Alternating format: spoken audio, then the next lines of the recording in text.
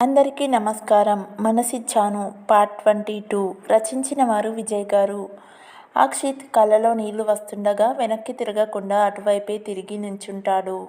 తాను 3 సంవత్సరాల క్రితం చివరిసారిగా వదిలేసిన చెయ్యి, 3 సంవత్సరాలుగా ఎదురు చూస్తున్న చేతి స్పర్శ, ఆ స్పర్శని ఫీల్ అవుతుంటాడు. అవతల వ్యక్తి, ఏరా ఇంకా నా మీద కోపం పోలేదా? అక్షిత్ కళ్ళనీళ్లతో ఇటువైపు తిరగగానే అవతలి వ్యక్తి, బావా ఏంట్రా ఏడుస్తున్నావా? ఎందుకురా, నువ్వేడిస్తే నిన్ను తట్టుకోగలనా అంటాడు కన్నీళ్లతో. అక్షిత్, శౌర్య అంటూ గట్టిగా హగ్ చేసుకుంటాడు. ప్రకాష్ కూడా వాళ్ళతో జాయిన్ అవుతాడు. శౌర్య, ఏరా బావా ఇంకా కోపం పోలేదా నా మీద అంటాడు ఏడుస్తూ. అక్షిత్, ఛ, నీ మీద కోపం ఏంటి బావా, బాధ అంతే. అయినా ఎప్పుడొచ్చావురా యుఎస్ నుంచి? శౌర్య, రాత్రి వచ్చాను. ఆల్రెడీ ప్రకాష్కి మెసేజ్ చేశాను, వాడు హోటల్ అడ్రస్ చెప్పాడు. నేను దాంట్లోనే దిగాను. మార్నింగ్ నిన్ను ఇక్కడికి తీసుకురమ్మని మెసేజ్ చేశాను. ప్రకాష్, నీకు సర్ప్రైజ్ ఇద్దామని చెప్పలేదు బావా అంటాడు నవ్వుతూ. అక్షిత్, సరేరా, ఈరోజు బెంగళూరు వెళ్దామనుకున్నాం. నువ్వొచ్చావుగా, సండే వరకు ఉందాం. శౌర్య, లేదు బావా, ఇంటికి వెళ్ళాలి. నేనే బెంగళూరు వస్తాను. 2 months ఉంటాను ఇక్కడ. అక్షిత్, అయితే ఓకే. నెక్స్ట్ మంత్ అన్న పెళ్ళి, తప్పకుండా రావాలి. ముందు ఇంటికెళ్ళి అక్కడ పని పూర్తి చేసుకొని బెంగళూరుకి వచ్చేసేయి. శౌర్య, నేను వచ్చిందే మన ఫ్రెండ్స్ అందరినీ కలవడానికి రా, ముఖ్యంగా నిన్ను. మనం దూరంగా ఉన్న ప్రకాష్ గాడు అన్ని విషయాలు చెప్తూనే ఉన్నాడు. ఆఖరికి నీ లవ్, నీ దాగుడు మూతలతో సహా అంటాడు నవ్వుతూ. అక్షిత్, నాకు తెలుసు మనం మాట్లాడుకోకపోయినా మన ఫ్రెండ్స్ మధ్య సీక్రెట్స్ ఉండవని. నా లవ్ మ్యాటర్ మన గ్యాంగ్ మొత్తానికి తెలుసు. ఎవరికి నేను చెప్పలేదు, కానీ అందరికీ తెలుసని మాత్రం చెప్పగలను అంటాడు నవ్వుతూ. ముగ్గురు సరదాగా కాసేపు గడిపి హోటల్కి వెళ్ళి ఫ్రెష్ అయి ఎయిర్పోర్ట్కి వెళ్ళిపోతారు. శౌర్య హైదరాబాద్ ఫ్లైట్ ఎక్కుతాడు. వీళ్ళిద్దరూ బెంగళూరు ఫ్లైట్ ఎక్కి వెళ్ళిపోతారు. బెంగళూరులో దిగాక అక్షిత్ ప్రకాష్తో, బావా 2 days మీ రూమ్లో ఉంటాను. అన్నయ్యకి వదినకి కొంచెం ప్రైవసీ ఉంటుంది. ప్రకాష్, సరే బావా, కాకపోతే మనం ఇక్కడికి వచ్చిన విషయం అక్కకి తెలియకుండా చూసుకో. తెలిస్తే బాధపడొచ్చు. అక్షిత్, నేనెటు చెప్పను, నువ్వు కూడా చెప్పకు. మనం సండే నైట్ ఇక్కడికి వచ్చినట్టు ఉండాలి, జాగ్రత్త. ప్రకాష్, అది నేను చూసుకుంటా బావా. మనం బెంగళూరు సండే నైట్ వచ్చాం, ఈరోజు రాలేదు అంతే అంటాడు నమ్మకంగా. ఇద్దరూ కలిసి రూమ్కి వెళ్తారు. రంజిత్ తన ఆఫీస్ రూమ్లో కూర్చొని తన ప్రాజెక్ట్ మేనేజర్తో మాట్లాడుతుంటాడు. రంజిత్, ఆ క్యాన్సర్ డ్రగ్ ఫస్ట్ మనమే సక్సెస్ చేసి పేటెంట్ తెచ్చుకోవాలనుకున్నాం కదా రాంబాబు. ఇప్పుడు నువ్వు అది చాలా కష్టం, ఆ లూకో ఫార్మా వాళ్ళకి వెళ్తుందని చెప్తున్నారేంటి కోపంగా అరుస్తూ అంటాడు. రాంబాబు, వాళ్ళు మనకన్నా ముందే కంప్లీట్ చేసి పేటెంట్ తెచ్చుకోవడానికి యుఎస్ కంపెనీతో కలిసి పనిచేస్తున్నారని తెలిసింది, భయపడుతూ చెప్తాడు. రంజిత్, ఇదంతా నాకు ఇప్పటి వరకు ఎందుకు చెప్పలేదు? బాగా ఒళ్ళు బలిసి పనిచేస్తున్నారు అందరూ. ఒక్కొక్కరిని కాల్చి పారేస్తే అప్పుడు తెలుస్తుంది నేనేంటో. రాంబాబు, మన వాళ్ళు కూడా బాగా కష్టపడుతున్నారు సార్. చాలామంది సైంటిస్ట్ని పెట్టుకున్నారు. మనం కష్టపడి వాళ్ళ ఫార్ములా మాత్రమే సంపాదించగలిగాం. కానీ రీసెర్చ్ అండ్ డెవలప్మెంట్లో మనకి తక్కువ మంది సైంటిస్టులు ఉన్నారు. మనం ఎంతగా ట్రై చేసినా వాళ్ళకన్నా ముందు తీసుకురావడం కష్టం సార్ అంటూ బాగా భయపడుతూ చెప్తాడు. రంజిత్, ముసలినా కొడక, చంపేస్తా, నా ముందు కుదరదు కష్టమనే మాట అంటే అంటూ పీక పట్టుకుంటాడు. రాంబాబు బాగా భయంతో వణికిపోతాడు. రంజిత్, ఇది సక్సెస్ అవ్వలేదనుకో, నీ పీక కొరికి చంపుతాను. రాంబాబు భయంతో కంపించిపోతూ, ఓకే సార్, కంప్లీట్ చేస్తాం అంటాడు. రంజిత్, దొబ్బైరా ముసలి కుక్క, చేయకపోతే నీ చావు చాలా దారుణంగా ఉంటుంది, గుర్తుపెట్టుకో. తాను వెళ్ళాక రంజిత్ తనలో తాను, ఏంటి ఇలా అవుతుంది? మొన్న దాని చావుని మనస్ఫూర్తిగా ఆస్వాదించలేకపోయాను. దానికి తోడు అది మొదటిసారి భయపెట్టింది నన్ను. ఇప్పుడేమో ఈ క్యాన్సర్ డ్రగ్ పేటెంట్ తెచ్చుకొని ఫార్మా కింగ్ అవుదామనుకుంటే ఎదురు దెబ్బలు తగులుతున్నాయి. ఏం జరుగుతుంది నాకు అనుకుంటాడు. అక్షిత్ ప్రకాష్ రూమ్లో కూర్చొని మాట్లాడుతుండగా కాలింగ్ బెల్ మోగుతుంది. ప్రకాష్ నేను చూస్తా బావా అని వెళ్ళి డోర్ ఓపెన్ చేసి స్టన్ అయి చూస్తాడు. ఎదురుగా అశ్విత్, పూజ ఉంటారు. పూజ కోపంగా ప్రకాష్ని చూస్తుంది. ప్రకాష్ పూజ అక్క ఏంటి ఇటొచ్చావు? నేను నైట్ వచ్చాను. నేనే మీ ఇంటికి వద్దామనుకున్నా ఈవినింగ్ అంటాడు అక్షిత్కి వినపడేటట్టు కావాలని. అక్షిత్ తనని పూజ చూస్తే బాధపడుద్దని వెంటనే బాత్రూంలోకి దూరి లాక్ చేసుకుంటాడు. పూజకి బాత్రూమ్ డోర్ సౌండ్ వినిపిస్తుంది. పూజ అదేం లేదు ప్రకాష్, ఇటువైపు వస్తే ఆ సూపర్ మార్కెట్ అతను నువ్వొచ్చావని చెప్పాడు. ఒక్కడివే వచ్చావా? అక్షిత్ రాలేదా? ప్రకాష్ హా రాలేదక్క, నేను ఒకడినే వచ్చాను. వాడు సండే వస్తా అన్నాడు అంటాడు. అమ్మో నన్ను చూసింది కాబట్టి నేనెటు తప్పించుకోలేను. సో వాడు మాత్రం రాలేదని చెప్పాను అనుకుంటాడు మనసులో. పూజ సరే అయితే మేము ఇక్కడే లంచ్ చేద్దాం అనుకుంటున్నాం. నీకు ఇబ్బంది లేదు కదా అంటుంది ప్రకాష్ కళ్ళలోకి చూస్తూ. ప్రకాష్ మనసులో చచ్చాన్రా బాబు, వాడు కూడా అయిపోయాడు అనుకుంటాడు బాత్రూంలోకి చూస్తూ. ప్రకాష్ ఇంట్లో ఏం లేవు వదినా, నేను ఆన్లైన్లో ఆర్డర్ పెడదాం అనుకుంటున్నా అంటాడు ఏదో ఒకటి చెప్పి తప్పించుకోవాలని. పూజ అయ్యో అవునా, సరే అయితే మాకు కూడా ఆర్డర్ చెప్పు, ముగ్గురం కలిసి తిందాం అంటుంది. అశ్విత్ నవ్వుకుంటూ ఇద్దరిని చూస్తుంటాడు. ప్రకాష్ మీకు కూడా చెప్పాలా ఆర్డర్ అంటాడు నీరసంగా. పూజ అదేంటి ప్రకాష్ అలా అంటావు? రాక రాక ఫస్ట్ టైం నీ ఫ్లాట్కి వస్తే ఇలా ఇష్టం లేనట్టు బిహేవ్ చేస్తున్నావు. సరే మేము వెళ్ళిపోతాంలే అంటుంది బాధపడుతున్నట్టు నటిస్తూ.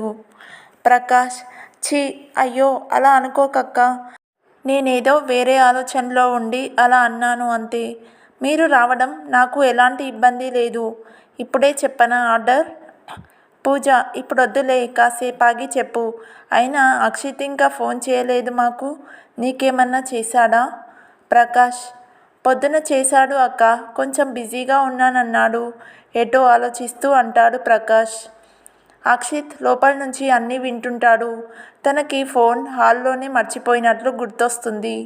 పూజ సరే నేనే కాల్ చేస్తాలే అని అక్షిత్ నెంబర్కి కాల్ చేస్తుంది. అక్కడే ఉన్న అక్షిత్ ఫోన్ రింగ్ అవుతుంది. ప్రకాష్కి మైండ్ బ్లాక్ అయిపోతుంది. చచ్చాన్రా దేవుడా అనుకుంటూ తింగర్ ఫేస్ వేసుకొని పూజని చూస్తాడు. పూజ ఫోన్ తీసుకొని ప్రకాష్ నీదే నా ఫోన్, మీ వదిన చేస్తుంది అంటూ ప్రకాష్కి ఇస్తుంది. ప్రకాష్ ఇబ్బందిగా ఫేస్ పెట్టి ఫోన్ తీసుకుంటాడు.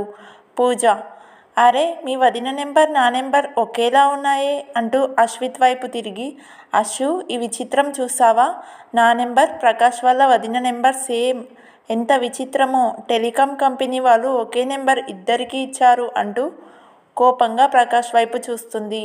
ప్రకాష్ అక్క ప్లీజ్, నీకు అర్థమైపోయిందని నాకు అర్థమైంది అని అంటుండగా అక్షిత్ బాత్రూమ్ తలుపు తీసి బయటికి వస్తాడు. పూజ అక్షిత్ని చూసి అరే ముంబైలో ఉన్న సార్ సడన్గా బెంగళూరు బాత్రూంలో నుంచి బయటికి వచ్చారే అంటుంది వెటకారంగా. అశ్విత్ నీకు ఉందిలే ఇవాళ అన్నట్టు సైగ చేస్తాడు నవ్వుతూ అక్షిత్ని చూసి.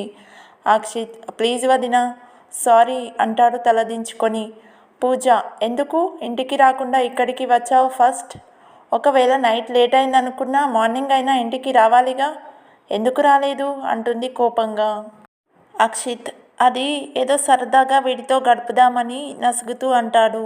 పూజ ఓహో సరదాగా ఇక్కడ గడుపుతావా, అంటే ఆ ఇంట్లో నీ సంతోషానికి నేను అడ్డొచ్చానా అంటుంది కొంచెం బాధగా. అక్షిత్కి తాను ఎంత తప్పు మాట అన్నాడో అర్థమై అయ్యో వదినా, నేను ఆ ఉద్దేశంతో అనలేదు, ప్లీజ్ తప్పుగా అనుకోకు. నువ్వు నా సంతోషానికి అడ్డు కాదు, నువ్వే మా సంతోషం అంటాడు కూల్ చేయడానికి. పూజ సరే అయితే ఇంటికి వెళ్దాం పదండి అంటుంది. ప్రకాష్ ఫుడ్ ఆర్డర్ ఇద్దాం అక్క, మళ్ళీ అక్కడికి ఎందుకు ఇప్పుడే? అశ్విత్ మీ అక్క ఆల్రెడీ అక్కడ వండింది బాబు అందరికీ అంటాడు నవ్వుతూ. అక్షిత్ ఆల్రెడీ వండిందా, మేము వచ్చామని ఎలా తెలిసిందిరా అడుగుతాడు ఆశ్చర్యపోతూ. అశ్విత్ మీ సార్ మార్నింగ్ సూపర్ మార్కెట్కి వెళ్ళి 2 టూత్ బ్రష్లు కొన్నాడంట. అప్పుడే మేము కూడా సూపర్ మార్కెట్కి వెళ్ళాం సరుకులు తీసుకుందామని. అక్కడ మేనేజర్ నన్ను చూసి మీ ఫ్రెండ్ ప్రకాష్ వచ్చి 2 బ్రష్లు తీసుకెళ్లాడని చెప్పాడు. మీ వదినకి వెంటనే డౌట్ వచ్చింది, మీరు ఇద్దరూ వచ్చారని అంటాడు. అక్షిత్ కోపంగా ప్రకాష్ వైపు చూస్తాడు. ప్రకాష్ బావా మరి అలా చూడకురా భయమేస్తుంది అంటాడు అక్షిత్. చెత్తన డాష్గా 2 రోజులు చేతిలో పేస్ట్ వేసుకొని పళ్ళు తోముకుంటే చస్తావా? పుట్టిన దగ్గర నుంచి బ్రష్తోనే పళ్ళు తోమారు మరి సార్ గారు అంటూ తిడతాడు. పూజ ఇంకా మీ గొడవలాపి ఇంటికి పదండి అంటూ బయటకు దారి తీస్తుంది. ఇంటికి వెళ్ళాక అందరూ డిన్నర్ చేస్తారు. వెంటనే ప్రకాష్ తన ఫ్లాట్కి వచ్చేస్తాడు. పూజకి బాగా కోపంగా ఉంటుంది అక్షిత్ పైన. అశ్విత్ నాకు నిద్ర వస్తుందంటూ లోపలికి వెళ్తాడు. పూజ అక్షిత్తో ఇప్పుడు చెప్పు రాత్రి ఎందుకు ఇంటికి రాలేదు అంటుంది కోపంగా. అక్షిత్ వదినా ఊరికే ఒక 2 రోజులు అక్కడ ఉందామనుకున్నా అంతే అంటాడు తలంచుకొని. పూజ అక్షిత్ నిజం చెప్పు నాకు కోపం వస్తుంది లేదనుకో అత్తయ్యకి మామయ్యకి చెప్తాను అంటుంది. అక్షిత్ అయ్యో వద్దు వదినా నీకు అన్నయ్యకి కొంచెం ప్రైవసీ ఉంటుందని అలా చేశాను అంటాడు తలదించుకొని. పూజ చంపుతా పిచ్చి పిచ్చి మాటలు మాట్లాడావంటే. నువ్వుంటే నాకు ఏమన్నా ఇబ్బంది అనుకున్నావా? ఇప్పుడు నేను మీ అన్నయ్య ఒకే రూమ్లో ఉన్నా నువ్వు అడ్డు చెప్పగలవా? నువ్వు మీ అన్నయ్య ఇద్దరూ వేరు కాదు. మీ అన్నయ్య నాకు భర్త, నువ్వు నా బిడ్డవి. నీకు పెళ్ళాం వచ్చేంత వరకు మాతోనే నువ్వుండాలి. నువ్వుంటే మా సంతోషానికి ఏం అడ్డు కాదు. నువ్వు మాతో ఉంటేనే మాకు చాలా సంతోషం. ఇంకెప్పుడైనా ఇలాంటి పిచ్చి పనులు చేశావనుకో నేనే ఇక్కడి నుంచి వెళ్ళిపోతాను పరాయిదాన్లా అంటుంది కన్నీళ్లతో. అక్షిత్కి అప్పటికే కళ్ళల్లో నీళ్లు వస్తాయి. అక్షిత్ సారీ వదినా మీరు ఎప్పుడూ మాతోనే ఉండాలి. ఇంకెప్పుడు అలా చేయను అంటాడు బాధగా. పూజ నా బంగారు కొండ ఇంకెప్పుడు ఇలా చేయకమ్మా అంటుంది కన్నీళ్లు తుడుస్తూ. అక్షిత్ ఓకే అంటాడు నవ్వుతూ. అక్షిత్ తన రూమ్లోకి వెళ్తాడు. పూజ అశ్విత్ దగ్గరికి వెళ్తుంది. అశ్విత్ బాగా భయపెట్టావు మా తమ్ముణ్ణి. పూజ మనకి ప్రైవసీ ఇవ్వడం కోసం రాలేదని చెప్పాడు. ఇంకెప్పుడు ఇలా చేయొద్దని చెప్పాను. అశ్విత్ వాడంతే ఎప్పుడూ పక్క వాళ్ళ గురించి ఆలోచిస్తాడు. పూజ అందులో తప్పేం లేదు. కానీ ఇక్కడ నేను ఉన్నప్పుడు అలా ఉండకూడదు. తన పెళ్ళయ్యేంత వరకు మనమే బాధ్యత తీసుకోవాలి. ఇంకోసారి ప్రైవసీ అని తాను అన్నా నువ్వు తనని ఎంకరేజ్ చేసినా నేను నీతో ఉండను అంటుంది పక్కకి తిరిగి. అశ్విత్ అయ్యో అలా ఎప్పటికీ జరగదు. నీ మాట నేను ఎందుకు వినను? వింటాను అంటూ పూజని దగ్గరికి తీసుకుంటాడు. సాయంత్రం అవగానే ఇద్దరూ నిద్రలేచి వాళ్ళ రూమ్స్లోంచి బయటకు వస్తారు. అక్షిత్ పూజకి ముంబైలో తాను కొన్న డ్రెస్ మెటీరియల్స్ ఇచ్చి అక్కడి నుండి డ్రెస్ తీసుకువచ్చాను వదినా. కానీ మెటీరియల్ అయితే నువ్వే నీకు నచ్చినట్టు కుట్టించుకుంటావు. అక్కడ చాలా ఫేమస్ డ్రెస్ మెటీరియల్స్కి అంటాడు. పూజ వావ్ చాలా బాగున్నాయి అక్షిత్ నాకు బాగా నచ్చాయి అంటుంది సంతోషంతో. నైట్ డిన్నర్ చేశాక పూజ సాత్వికకి ఫోన్ చేస్తుంది. సాత్విక ఏంటే ఇప్పుడు చేశావు? బావని ఒంటరిగా ఉంచావా ఏమిటి? పూజ పోవే రాక్షసి అక్షిత్ వచ్చాడు నాకు డ్రెస్ మెటీరియల్ తీసుకొచ్చాడు ముంబై నుంచి సంతోషంగా చెప్తుంది. సాత్విక సూపర్ నీకు అన్నీ తీసుకొస్తాడు నాకు ఎప్పుడు తెస్తాడో. అయినా నాకు మెసేజ్లో కూడా చెప్పలేదు రిటర్న్ అయినట్టు. ఎప్పుడొచ్చాడు? పూజ అదంతా ఒక కథలే. మాకు ప్రైవసీ ఇద్దామని ఇంటికి రాకుండా ప్రకాష్ ఫ్లాట్కి వెళ్ళాడు. అది మాకు తెలిసిపోయింది. అక్కడికి వెళ్ళి ఇంటికి తీసుకొచ్చి ఫుల్ కోటింగ్ ఇచ్చేసా. సాత్విక ఏమన్నాడు మా ఆయన పాపం? పూజ నేను బాగా కోటింగ్ ఇచ్చేసరికి తన కళ్ళలో నీళ్లు వచ్చాయి. నా చేయి పట్టుకొని సారీ చెప్పాడు అంది. సాత్విక ఏడ్చాడా? నా ప్రాణాన్ని ఏడిపించావా నువ్వు అంటుంది బాధగా. పూజ ఓయ్ పిచ్చి నేను మందలించానే అంతేరా సాత్వి నువ్వు బాధపడకు అలా ప్లీజ్ అంటుంది. సాత్విక పోవే నీతో మాట్లాడను ఇంకా. అలా ఎలా ఏడిపించావే? పాపం అనిపించలేదా? అయినా నీకు మనసు ఎలా వచ్చిందే? కన్నీళ్లు వస్తుండగా అడుగుతుంది. పూజ ఏంటే ఆ మాటలు? తను ఏడవలేదు నా సెంటిమెంట్కి కన్నీళ్లు పెట్టుకున్నాడు అంతే. నువ్వు పిచ్చిగా మాట్లాడకు రాక్షసి. తాను ఏడిస్తే నీకన్నా ముందు నేను నాతో పాటు ఇంకా 8 మంది వదినలు ఉన్నారు. ఎవ్వరూ ఊరుకోరు. తనంటే అందరికీ ప్రాణం. నువ్వు పిచ్చి మాటలు మాట్లాడకుండా ఉండు అంటుంది. సాత్విక నువ్వు ఏమైనా చెప్పు. తాను ఏడ్చాడంటేనే నేను తట్టుకోలేకపోతున్నా. ఇప్పుడే ఫోన్ చేసి తనకి నా అంగీకారం తెలుపుతా. ఇంట్లో కూడా చెప్పేస్తాం. కావాలంటే పెళ్లి చేసుకున్నాక చదువుకుంటాను అంటూ ఏడుస్తుంది. పూజ కొడతా అలా మాట్లాడావంటే. ముందు ఎగ్జామ్స్ బాగా రాయి. కావాలంటే హౌస్ సర్జన్ చేస్తున్నప్పుడు పెళ్లి చేసుకో. నా బుజ్జి సాత్వికవి కదూ, నా మాట వినాలి అంటుంది ఓదారుస్తూ. సాత్విక సరే కానీ ఇంక నీతో మాట్లాడను పో బాయ్ అని ఫోన్ కట్ చేసి ఏడుస్తూ అక్షిత్ ఫోటోని చూస్తుంటుంది. అక్షిత్కి ఫోన్ చేద్దామని మనసు ఎంతగా ఆరాటపడుతున్నా కంట్రోల్ చేసుకొని బెడ్ పైన పడుకొని ఏడుస్తూ ఉండిపోతుంది. సోమవారం ఉదయం అక్షిత్ ఆఫీస్కి వెళ్తాడు. కాసేపటికి మేఘన వస్తుంది.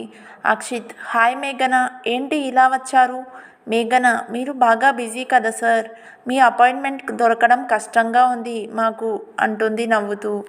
అక్షిత్ అదేం లేదు, ముంబై ఆఫీస్లో కొంచెం వర్క్ ఉండి వెళ్ళాల్సి వచ్చింది. ఇప్పుడు చెప్పండి దేనికోసం వచ్చారు? మేఘన మిమ్మల్ని చూద్దామని వచ్చాను సార్, వేరే రీజన్ ఏం లేదు అని చెప్తుంది. అక్షిత్ ఇలా కలవడం కోసం ఆఫీస్కి వస్తే బాగోదు. ఇక్కడ only work, no personal things. So అలాంటివి మాట్లాడడానికి ఇక్కడికి రాకండి, బాగోదు. మేఘన ఆ విషయం చెబుదామనే వచ్చాను సార్, మీకు కుదిరితే సాటర్డే నైట్ డిన్నర్కి వస్తారా? అక్షిత్ ఒక క్షణం ఆలోచించి వస్తా మేఘన అంటాడు. మేఘన థ్యాంక్ యూ సార్ అని షేక్ హ్యాండ్ ఇచ్చి వెళ్ళిపోతుంది. మిగిలిన కథ నెక్స్ట్ పార్ట్లో చూద్దాం. If you like this video, please like, share and subscribe to my YouTube channel. Thank you.